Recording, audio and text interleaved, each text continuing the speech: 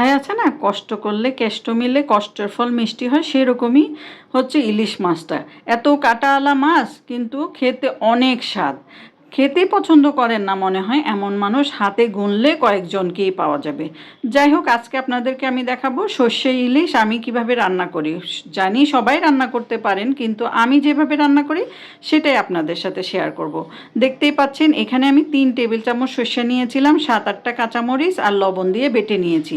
সর্ষের সাথে লবণ আর কাঁচামরিচটা বেটে নিলে তাহলে আর তিতা লাগে না। তারপরে এই যে ইলিশ মাছটা লবণ, সামান্য পরিমাণে হলুদ, জাস্ট সামান্য দিয়েছি, একদম 1 চামচের মাথায় 1/4 আর কি, দিয়ে মেখে এই যে দেখেন আমি একটু মোটা মোটা পিস করে কেটেছি, কেটে হালকা ভাজবো। এর সর্ষে ইলিশটাকে অনেকে হয়তো ভাজেন না, আমি একটু হালকা জাস্ট একদম খালি কড়ার মধ্যে উল্টে পাল্টে হচ্ছে সর্ষের ইলিশটাকে নিয়ে নিব। তো আলো আদারের ইলিশ কেন বলেছি সেটাই এখন শেয়ার করছি। এই যে দেখতেই পেলেন হঠাৎ করে আদার হয়ে গেল, কারণ আমার কারেন্টটা এই সর্ষে ইলিশ রান্না করার সময় চলে গিয়েছিল, যার কারণে আমার এত কষ্ট লেগেছে। আমি এত প্রিপারেশন নিয়ে এই রান্নাটা করতে এসেছিলাম। তো মাছ ভাজার পরে আমি এখানে 2টো বড় বড় পেঁয়াজ হালকা ব্রাউন কালার করে নিচ্ছি, বেরেস্তার মতো করব না, জাস্ট একটু লালচে হলে। তারপরে হচ্ছে আমি ফার্স্টে 2 টেবিল চামচ দিয়েছি, পেঁয়াজ বাটা দিয়েছি, তারপরে লবণ দিয়ে একটু ভেজে নিচ্ছি, কারণ এত ছিটতেছিল চারপাশে, খুব গায়ে লাগতেছিল। তারপরে আবারও আমি আরও 2 টেবিল চামচ দিলাম, কারণ এটা সম্পূর্ণ পেঁয়াজ বাটা আর সর্ষে বাটার উপরে হবে। তারপরে 1/2 চা চামচের মতো আদা বাটা দিয়েছি, আর কোনো মশলা দিব না। এই যে 1 চা চামচ হচ্ছে যে কী মানে ধনে গুঁড়া দিয়ে দিলাম আর কি, দিয়ে তারপরে মশলাটাকে কিন্তু ভালো করে কষিয়ে নিচ্ছি। এখানে 4 টেবিল চামচ পেঁয়াজ বাটা দেওয়ার পরে মনে হচ্ছে মশলাটা একটু কম হচ্ছে, তারপর আরও 1 টেবিল চামচ পেঁয়াজ বাটা দিলাম, আর হচ্ছে যে গ্রাম থেকে আনা সর্ষের তেল দিলাম।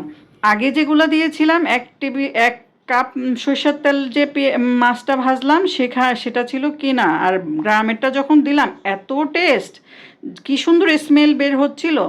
তারপরে যখন মশলা কষানো হলো, এবার আমি হচ্ছে যে লবণ চেক করে তারপরে মাছগুলো দিয়ে দিলাম।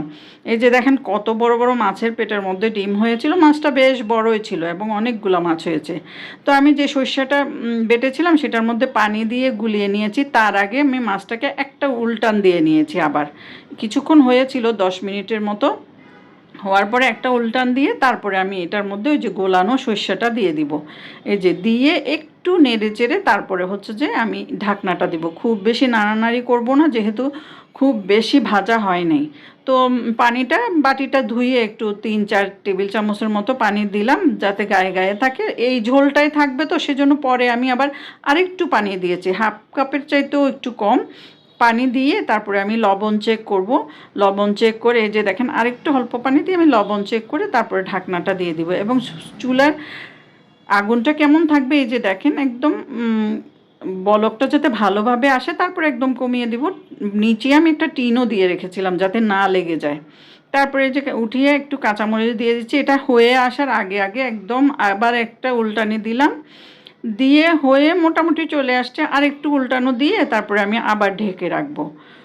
তো কারেন্ট আসার পরে এই যে আমার সর্ষে ইলিশের ফাইনাল লুক। যারা আমার ভিডিও দেখেন, যদি ভালো লাগে লাইক শেয়ার কমেন্ট করতে ভুলবেন না।